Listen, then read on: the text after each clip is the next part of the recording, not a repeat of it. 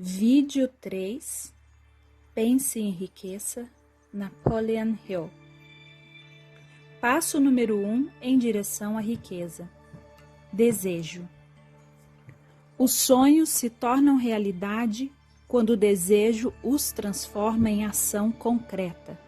Peça grandes presentes à vida e a estimulará a dá-los a você.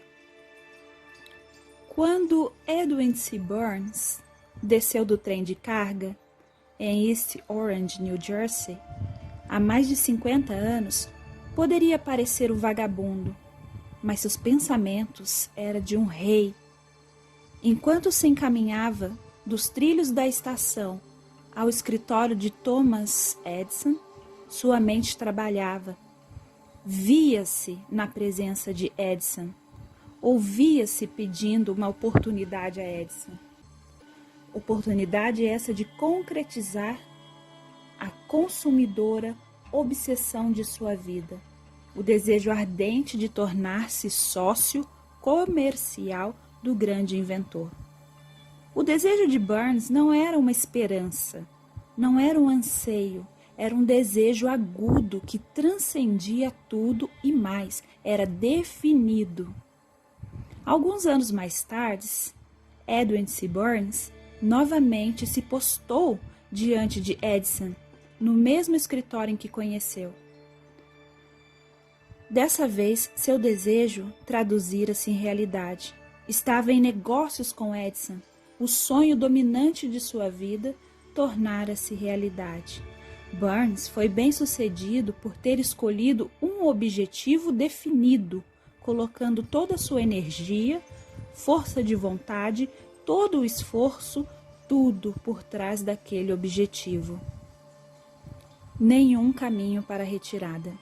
5 anos se passaram antes que aparecesse a oportunidade que buscava. Para todos, menos para si mesmo, ele parecia apenas um dente a mais na engrenagem comercial de Edison. Em sua mente, porém, via-se como sócio de Edison, e cada minuto, desde o dia em que começara a trabalhar lá. É um exemplo notável do poder de um desejo definido. Burns conquistou seu objetivo porque queria ser sócio de Edison. Mais do que qualquer outra coisa na vida, criou um plano para atingir o seu propósito, mas destruiu todas as pontes atrás de si. Sustentou o seu desejo até tornar-se a obsessão dominante de sua vida. E, finalmente, um fato.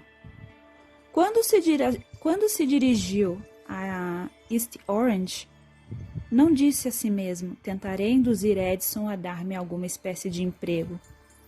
Mas sim, verei Edison e o avisarei de que vim para entrar em negócios com ele. Ele não disse, conservarei os olhos abertos para outra oportunidade, caso falhe em obter o que quero na organização Edison, mas disse, só há uma coisa no mundo que estou resolvido a obter, e é uma sociedade comercial com Thomas Edison. Queimarei todas as pontes à minha retaguarda e arriscarei todo o futuro na minha capacidade de conseguir o que quero. Não deixou a si mesmo nenhum caminho possível para a retirada. Tinha de vencer ou perecer. Eis toda a história de sucesso de Burns. Ele incendiou seus navios. Há muito tempo, um grande guerreiro enfrentou uma situação que lhe exigiu uma decisão capaz de lhe assegurar o sucesso no campo de batalha. Estava para mandar o exército contra o poderoso inimigo, cujos homens excediam em número os seus. Embarcou os soldados nos navios, navegou para o país inimigo, desembarcou homens e equipamentos, dando então a ordem de atear fogo aos barcos que os tinham transportado. Dirigindo-se aos homens antes da primeira batalha, disse ele, vocês estão vendo os barcos em chamas? Isso significa que não podemos deixar essas praias vivos, a não ser que ganhemos. Não temos escolha agora. Vencemos ou pereceremos. Venceram. Toda a pessoa que vence numa iniciativa deve estar pronta a atear fogo aos seus navios, cortando todas as retiradas. Somente assim procedendo é que se pode ter certeza de um estado de espírito conhecido como ardente desejo de vencer, o que é essencial ao sucesso. Na manhã seguinte ao grande incêndio de Chicago, um grupo de comerciantes estava na rua State, vendo os escombros fumegantes de que tinham sido suas lojas. Fizeram uma conferência para resolver se tentariam reconstruir ou se deixariam Chicago para começar outra vez. Numa parte mais promissora do país, chegaram à decisão, todos, exceto um, de deixar a Chicago. O comerciante que resolvera ficar e reconstruir apontou o dedo para as ruínas de sua loja e disse: Senhores, nesse mesmo lugar construirei a maior loja do mundo, não importando quantas vezes ela possa incendiar-se. Isso foi há quase um século. A loja foi construída. Lá está ela hoje, monumento altaneiro ao poder do Estado, do espírito conhecido como desejo ardente. Teria sido muito mais fácil para Marshall Field fazer o que seus colegas comerciantes fizeram. Quando as coisas ficaram pretas e o futuro parecia sombrio, arrumaram as malas e foram para onde as coisas pareciam mais fáceis. Note bem a diferença entre Marshall Field e os outros comerciantes, porque é a mesma diferença que distingue praticamente a todos os que têm êxito dos que fracassaram. Todo ser humano que alcança a idade da compreensão do propósito do dinheiro anseia por ele.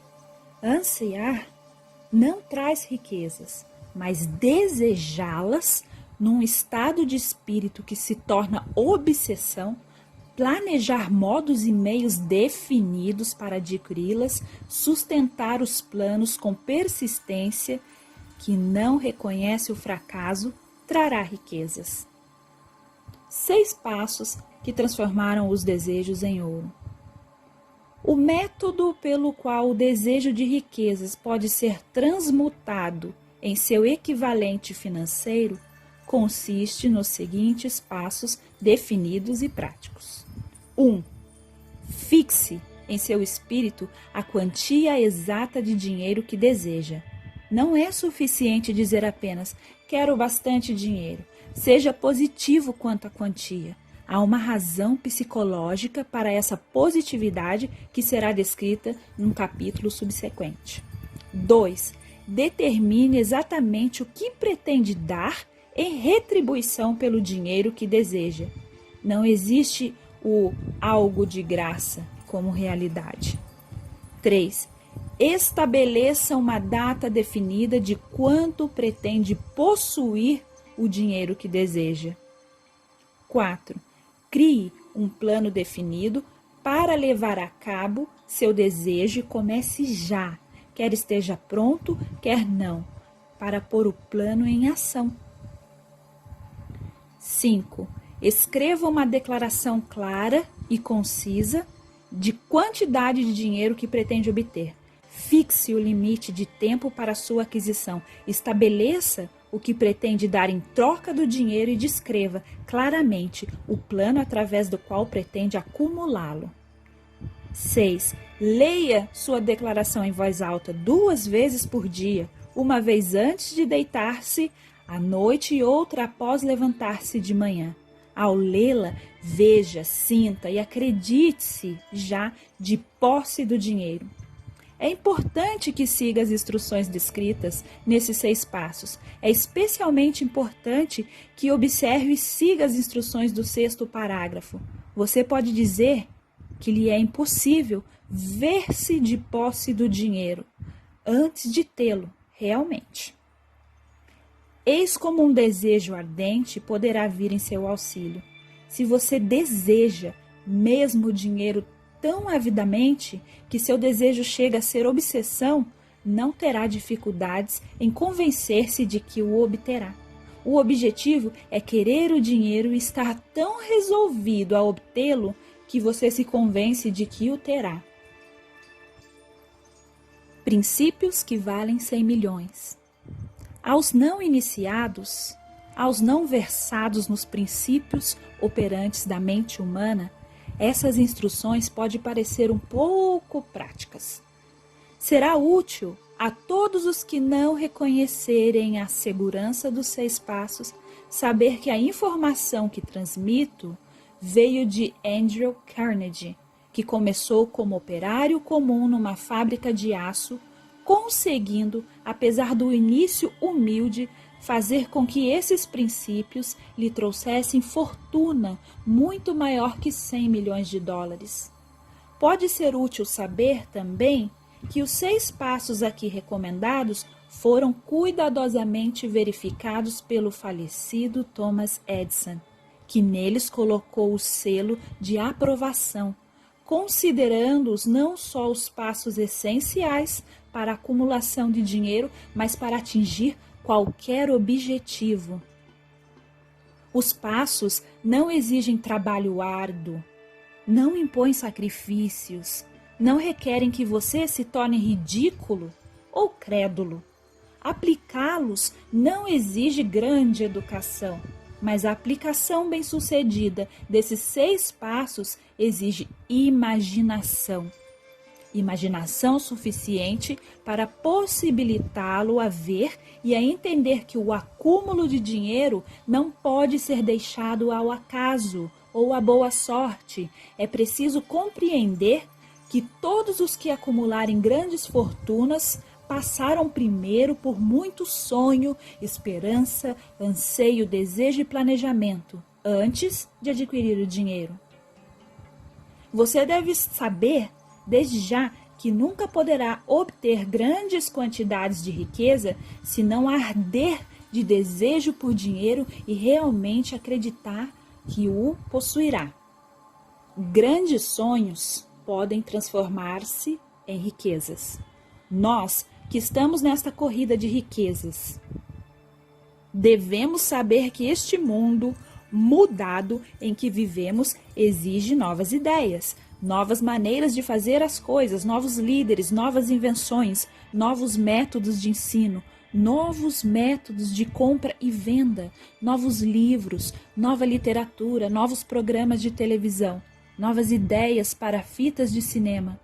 No fundo de toda essa procura por coisas novas e melhores, é preciso possuir uma qualidade para vencer: propósito definido, conhecimento de que se quer é um desejo ardente de possuir ou possuí-lo. Nós que desejamos acumular riquezas, devemos lembrar-nos que os verdadeiros líderes do mundo sempre foram homens que dominaram e empregaram as forças intangíveis e invisíveis da oportunidade ainda inexistente, convertendo-as, as forças ou impulsos do pensamento, em arranha-céus, cidades, fábricas, aviões, automóveis e todos os tipos de utilidades que tomam e tornam a vida mais agradável. Ao planejar a aquisição da sua quantidade de riqueza, não deixe que ninguém influa sobre você zombando do sonhador. Para conseguir os grandes prêmios nesse mundo, é preciso captar o espírito dos grandes pioneiros do passado, cujos sonhos deram à civilização tudo o que tem de valioso. O espírito que serve de sangue vital do nosso próprio país, a sua oportunidade e a minha para desenvolver e negociar nossos talentos. Se o que você quiser fazer está certo e você acredita nisso, vá em frente, faça-o. Concretize seu sonho e não se importe com o que eles possam dizer. Se você sofrer uma derrota temporária, eles talvez não saibam que cada fracasso traz em si a semente de um êxito equivalente. Thomas Edison sonhava com a lâmpada que podia ser operada por meio de eletricidade, começando onde se encontrava, a pôr seu sonho em ação e, apesar de mais de 10.000 fracassos, persistiu no sonho até torná-lo realidade física. Sonhadores práticos não desistem. William sonhava com uma cadeia de charutarias. Transformou o sonho em ação e agora as Charutarias Unidas ocupam os melhores cantos da América. Os irmãos Wright sonhavam com uma máquina que voasse. Atualmente, podemos ver evidências no mundo inteiro do que o sonho era sensato. Marconi sonhou com um sistema que utilizasse as forças intangíveis do éter. Provas de que não sonhou em vão podem ser encontradas em cada aparelho de rádio e televisão do mundo. Pode interessar-lhe saber que os amigos de Marconi fizeram-no ser detido e examinado num hospital psiquiátrico quando ele anunciou que descobriram o princípio através do qual poderia enviar mensagens pelo ar, sem o auxílio de fios ou quaisquer outros meios físicos de comunicação. Os sonhadores de hoje passam melhor. O mundo está repleto com uma tal quantidade de oportunidades que os sonhadores do passado jamais conheceram. Colocaram desejo por trás dos sonhos. O desejo ardente de ser e de fazer é o ponto inicial do qual deve partir o sonhador. Os sonhos não nascem na indiferença, do ócio ou da falta de ambição. Lembre-se de que todos os que têm sucesso na vida partem de um mau começo, passam por muitas lutas desanimadoras antes de chegar o ponto culminante na vida dos bem-sucedidos. Geralmente chegam no momento de alguma crise, através da qual são apresentados ao seu outro eu. John Bunyan escreveu The Pilgrim's Progress, que está entre os melhores livros ingleses. Depois de ter penado numa prisão e de ter sido dolorosamente punido por causa de suas opiniões religiosas, O. Henry descobriu o gênio adormecido em seu cérebro depois de ter sofrido grande desgraça e de ter ficado numa cela de prisão. Forçado pela desgraça a conhecer seu outro eu e a usar sua imaginação, descobriu que era um grande autor e não um miserável criminoso e marginal. Charles Dickens começou colocando rótulos em latas de graxa. A tragédia do seu primeiro amor penetrou-lhe as profundezas da alma, convertendo-o num dos autores de fama mundial realmente grande. Essa tragédia produziu o primeiro David Copperfield, depois uma série de outras obras que fizeram o mundo mais rico e melhor para todos os seus leitores. Helen Keller tornou-se surda, muda e cega logo depois que nasceu. Apesar da enorme desgraça, escreveu o nome indelevelmente nas páginas da história dos grandes. Sua vida toda serve de prova de que ninguém está totalmente derrotado enquanto não aceitar a derrota como realidade. Robert Burns era um camponês iletrado, atormentado pela pobreza, cresceu bêbado. O mundo se tornou mais belo por ele ter vivido, pois agasalhou lindos pensamentos poéticos, o que arrancou um espinho plantando em seu lugar uma rosa.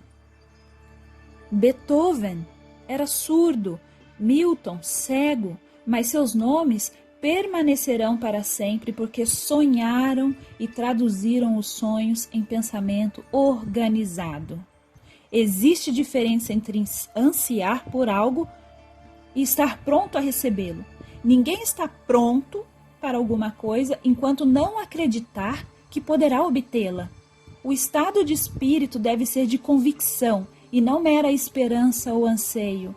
Mente receptiva é essencial à crença. Mente fechada não inspira fé, coragem ou crença. Lembre-se de que não se exige mais esforço para um alto objetivo na vida, para a abundância e prosperidade, do que para aceitar a miséria e a pobreza. Um grande poeta formulou essa verdade universal através destas linhas. Regateei com a vida por 1 centavo, e a vida não quis pagar mais. Por mais que eu a implorasse à noite quando contava meus magros haveres, pois a vida é apenas empregador. Dá-lhe o que você pede, mas desde que tenha estabelecido o salário, ora, é preciso aguentar a tarefa. Trabalhei por um salário vil, só para descobrir, assombrado, que qualquer salário que eu tivesse pedido à vida, ela teria pago com boa vontade. O desejo faz o impossível. Para um clímax adequado ao presente capítulo, quero apresentar uma das pessoas mais incomuns que conheci. Vi-o pela primeira vez, alguns minutos depois que nasceu.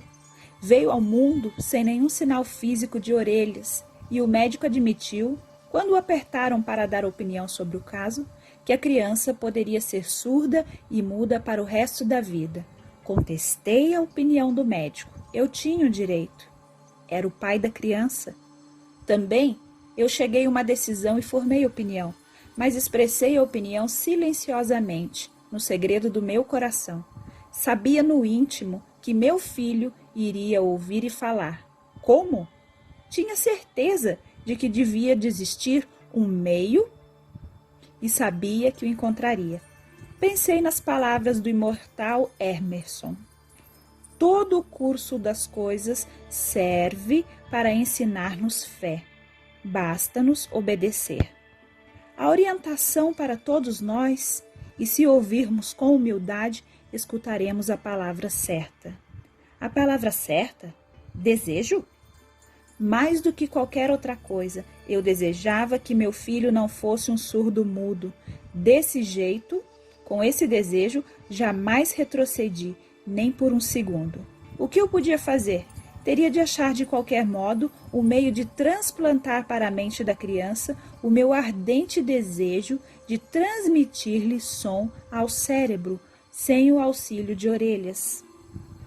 Assim que a criança estivesse com idade suficiente para cooperar, encher-lhe-ia de tal modo a mente com o desejo ardente de ouvir, que a natureza, por métodos próprios, se incumbiria de traduzi-lo em realidade física.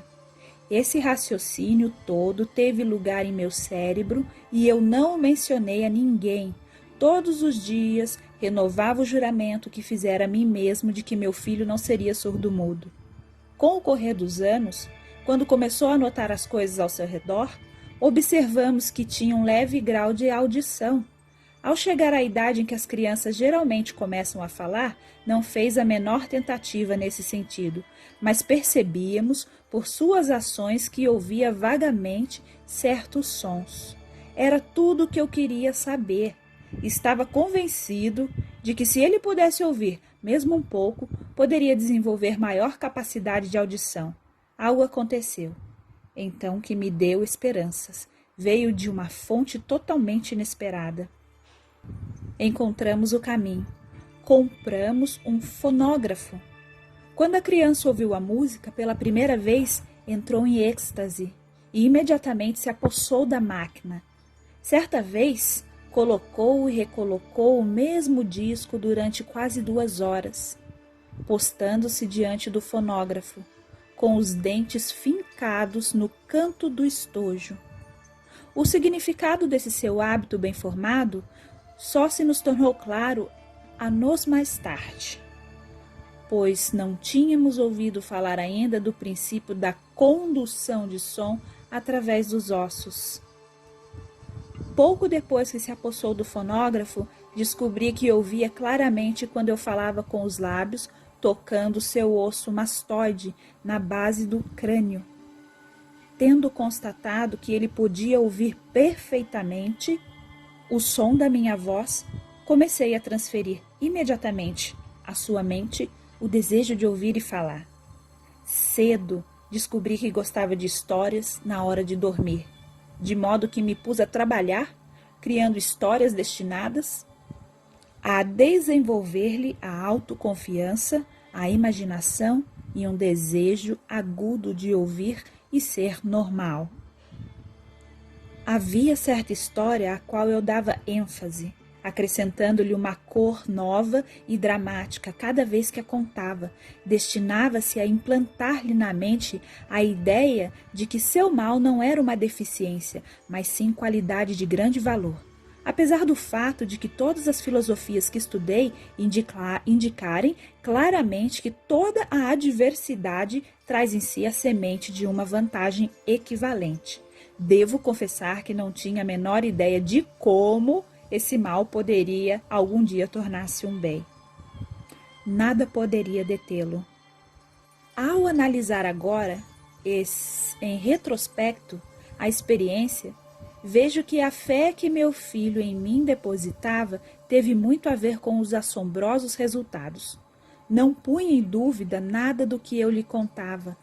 Convenci-o de que possuía uma vantagem clara sobre o seu irmão mais velho, e que essa vantagem se refletiria sobre ele mesmo de muitas maneiras. Por exemplo, os professores na escola observariam que ele não tinha orelhas e, por causa disso, dar-lhe-iam atenção especial, tratando com extraordinária bondade. Sempre o fizeram. Convenci-o também de que, quando tivesse idade suficiente para vender jornais, o irmão mais velho já se tornara jornaleiro. Teria grande vantagem sobre o humano, pois as pessoas lhe pagariam a mais pelo produto, vendo que ele era um menino inteligente, aplicado, apesar de não ter orelhas. Quando estava com uns 7 anos, demonstrou a primeira evidência de que nosso método de programação... Vou ler de novo, desculpem. Quando estava com 7 anos, demonstrou a primeira evidência de que nosso método de programação da mente estava produzindo resultado. Durante meses, implorou o privilégio de vender jornais, mas a mãe não quis dar o consentimento ao projeto. Finalmente, resolveu tomar o assunto em suas próprias mãos. Uma tarde, quando ficou em casa com os criados, subiu à janela da cozinha, caiu sentado no chão e saiu sozinho. Tomou emprestados 6 centavos do sapateiro da vizinhança, investiu-os em jornais, vendeu-os, reinvestiu o capital e continuou repetindo o processo até tarde da noite.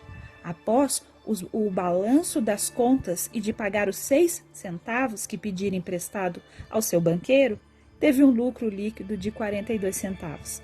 Ao chegarmos em casa naquela noite, encontramo-lo na cama, dormindo, apertando o dinheiro na mão. Sua mãe abriu-lhe a mão, tirou as moedas e chorou. Ora essa, chorar pela primeira vitória do filho parecia tão fora de propósito. Minha reação foi o oposto. Ri de todo o coração, pois sabia que minha tentativa de implantar na mente da criança uma atitude de fé em si mesmo obtivera sucesso. Sua mãe viu nessa primeira aventura comercial o menininho surdo que saíra pelas ruas arriscando a vida para ganhar dinheiro. Eu vi um pequenino homem de negócios, corajoso, autoconfiante, ambicioso, cuja confiança em si mesmo aumentara 100%, porque entrara nos negócios por iniciativa própria e vencera. A transação me agradou, porque percebi que provara ser capaz de recursos que o acompanhariam pela vida inteira. Uma brecha na audição. O menininho surdo passou pela escola primária, ginásio e colégio, sem conseguir ouvir seus professores, a não ser que gritassem bem alto e a pequena distância. Não foi a uma escola para surdos. Não permitimos que aprendessem a linguagem dos sinais. Estávamos resolvidos a que levasse vida normal e se reunisse com crianças normais.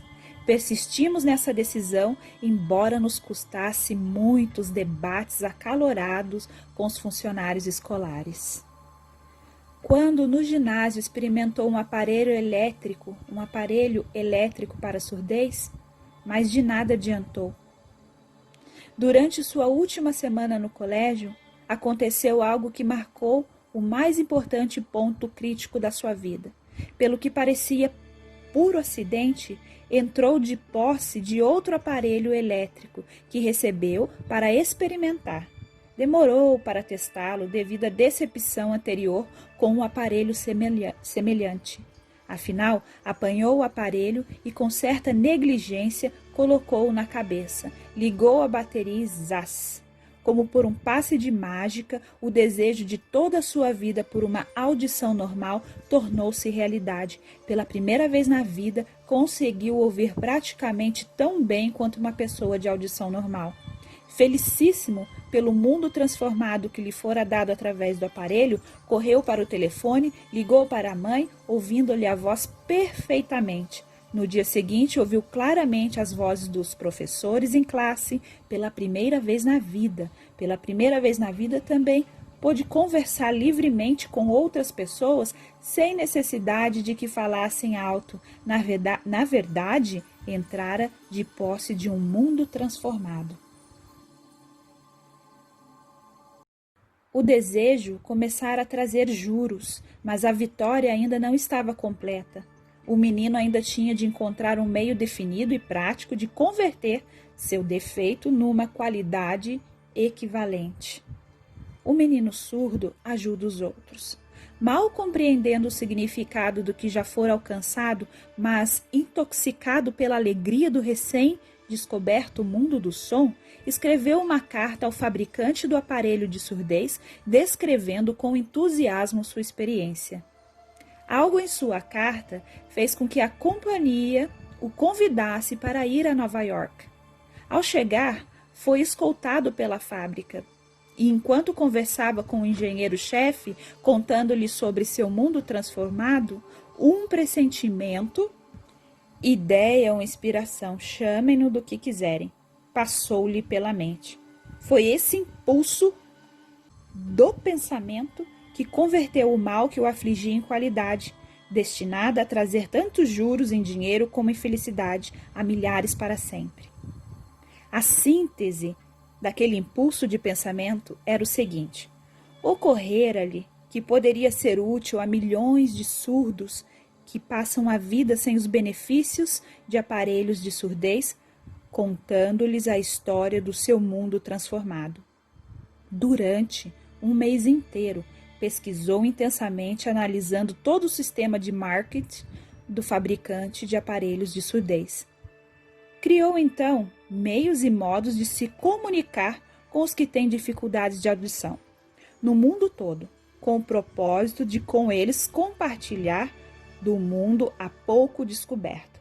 Feito isso, redigiu um plano bienal baseado em suas descobertas. Ao apresentar o plano, a companhia recebeu imediatamente um cargo com o objetivo de realizar o que ambicionava. Nem sonhava, quando foi trabalhar, que estava destinado a trazer esperanças e alívio prático a milhares de pessoas surdas que, sem essa ajuda, estariam condenadas para sempre à surdez. Não tenho a menor dúvida de que Blair teria sido surdo ou mudo por toda a vida se sua mãe e eu não tivéssemos conseguido formar-lhe a mente como fizemos. Quando lhe plantei na mente o desejo de ouvir e falar, de viver como pessoa normal, com esse impulso lhe transmitiu uma estranha influência que fez a natureza se tornar construtora de pontes, eliminando o golfo entre seu cérebro e o mundo exterior. Na verdade, o desejo ardente tem meios tortuosos de transmudar-se em equivalente físico.